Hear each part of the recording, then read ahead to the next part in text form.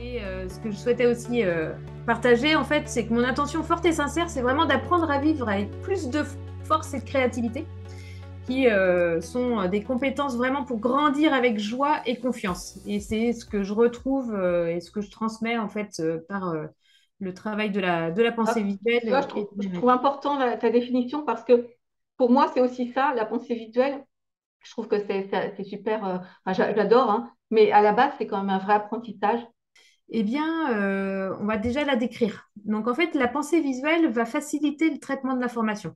Mhm. Donc, c'est vraiment pour tous, à la fois pour les parents, pour les jeunes, pour les plus jeunes, juste pour montrer que une même conférence ou alors un même cours peut être traité de plein de manières différentes dans la pensée visuelle.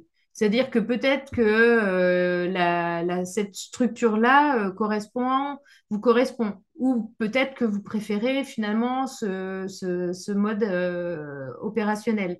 Donc en fait, je dirais que ce qui est chouette aussi, c'est de trouver ses propres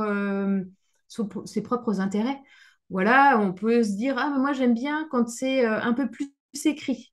Ouais. Bon, bah, on peut faire des cadres, des couleurs, et puis finalement, juste ça permet voilà, de ranger, de structurer l'information.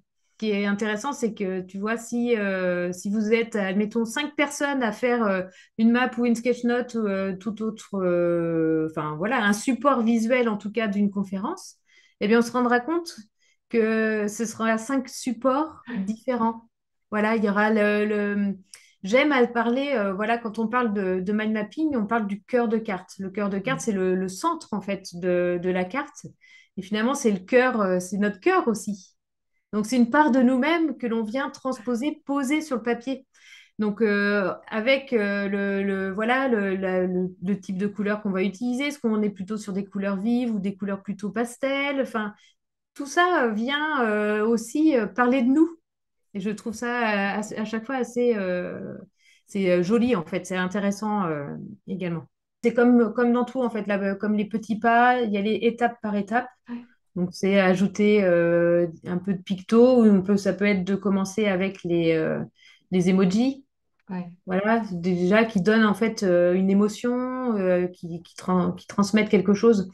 Donc, c'est vraiment d'y aller petit à petit, peut-être mettre un peu plus de couleurs ou de faire des zones qui laissent un peu d'espace justement à un picto qu'on peut voir en se baladant. Enfin, tu vois, c'est vraiment Ce qui donne finalement, souvent du mouvement, c'est la couleur qu'on rajoute c'est ça. là, sur le- Finalement, ce qu'on peut dire, c'est que ça va nous aider en fait à clarifier, à organiser à la fois notre pensée, mais ça peut être aussi une journée, une semaine, et à prendre du recul en fait sur un thème. Bah déjà, je trouve que les couleurs et tout ça, c'est attirant, ça te donne envie d'apprendre, alors que quand moi, quand je vois un texte linéaire, je me dis, ah super, va falloir le lire et tout ça. Alors que là, une carte mentale ou une sketch note, ça, il y a plein de couleurs. Le but, c'est plus de regarder que de lire en soi.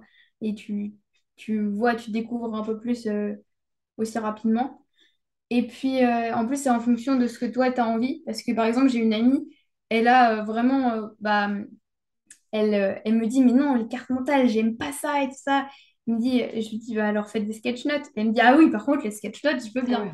Alors que bah, j'en ai d'autres amis, bon, on aime bien les sketch notes, mais on aime bien aussi les cartes mentales. Et du coup, bah, on a chacun ce qu'on veut dans les sketch notes ou les cartes mentales. On a notre choix, quoi. Donc en fait, voilà, on est vraiment sur une aide à l'autonomie aussi, Oui.